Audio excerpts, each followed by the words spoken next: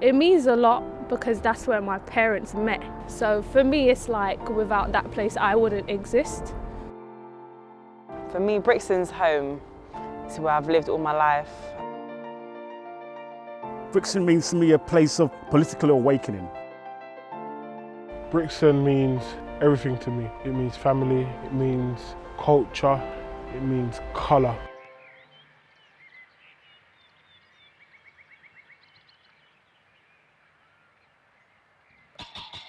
So a lot of people are talking about gentrification within London at the moment, and particularly in Brixton.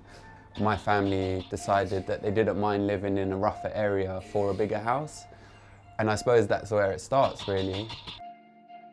I came to Brixton in 1954, the 20th of November. It wasn't that good. Brixton was a slum in those days. In the past, people definitely saw Brixton as a rough area. No one really wanted to go there unless you lived there. There was a stigma about Brixton now. It had notoriety for criminality and drug dealing and violence and different things like that. Brixton just wasn't a place to talk about or even go near. In many aspects, gentrification has helped Brixton. It's made Brixton to be a more welcoming place. People have like a love affair with Brixton. They think it's very trendy, very cool. It wasn't the same as it is now, where there's like a lot of coffee shops and a lot of places that encourage people to come here. It's obvious how they see Brixton now, you know, we got a Premier Inn. Brixton doesn't go to sleep. Brixton's just lively now, doesn't stop, always partying. Everyone talks about Brixton now. I think people see Brixton as a exciting culture spot. It's just all a cover. It's like a skin on Brixton. It's not the real Brixton. How I remember Brixton Market, I would recognise almost every stallholder. And it was very basic needs. I mean, obviously there was the West Indian food, obviously there was the fish and so on. I think I bought my first hamster from there. That's the kind of place it was. It had nothing in there, like some random pet shop and like a record shop, and used to have like a graffiti shop in there, I think. And now it's probably got 5 of the sort of best restaurants in South London in there that are attracting a big crowd of people and a lot of noise. I don't know if that's a bad thing, as long as the money goes back to the community somehow. Like. I don't think we'd be here in this shop now if it weren't for the community. When we had to move recently, we did a crowdfunding, and the fact that so many people came out and supported us, if we didn't have that support, that community respect, that community history, I don't think we'd be here today now. The shop first opened on Cold Harbour Lane. It's a very, very small shop. I think we wanted to make a social impact, a community impact. Growing up here, the community is everything. I think I think you have to kind of establish a bond with the people around you. The community will look after you if you look after the community. If we was told that we had to leave, it'll be very devastating for us. You know, we know that there's a lot of gentrification in and around Brixton.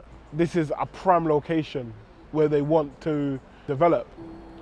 And what I'm kind of saying to them is, don't see it for pound signs, see it for what we're doing. Brixton Soup Kitchen is a well-needed service. Gentrification is something that I think we as people hear a lot, but we don't understand the true meaning of that word. We just think it means like, oh, you know, rich people are coming in and they're just taking all the shops and we have to move out. And although that is an aspect of it, gentrification to me is places losing their identity. There's nothing good about gentrification because you're moving out the people that have been here, that are based here for how many years? People that have been here from 20 years plus are struggling because with new rents, it's just crazy, astronomically high for the space that you've inhabited for so long. They come in, plonk their particular type of business and only want that particular type of person frequenting their business. I don't think there's enough like integrating with your locals. It's not rocket science. You want the local people to love you, then you need to get out and show some love to the local people. It's not that hard. On one hand, it brings business into an area that people wouldn't have gone to, but at the same time I don't think it brings business and money into the community of the area.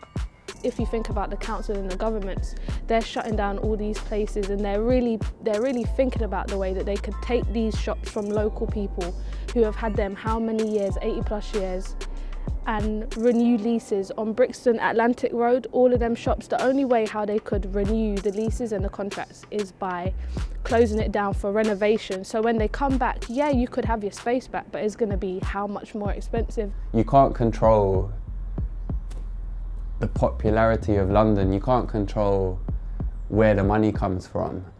I'm hoping, because Brixton's Brixton, it's just got that magic that somehow we're able to pull off, and it creates some sort of hybrid community and everyone gets along, but yeah, that's unlikely, but that's where I'm putting my hopes. I just hope that people from Brixton are involved in that change. I think the future of Brixton will probably look a lot like Shoreditch if things continue to go at the pace that they're moving at, which is a shame because there's a lot of like original Caribbean shops, Portuguese cafes that are like just about holding on. It's not going to be the Brixton that David Bowie grew up in, put it that way.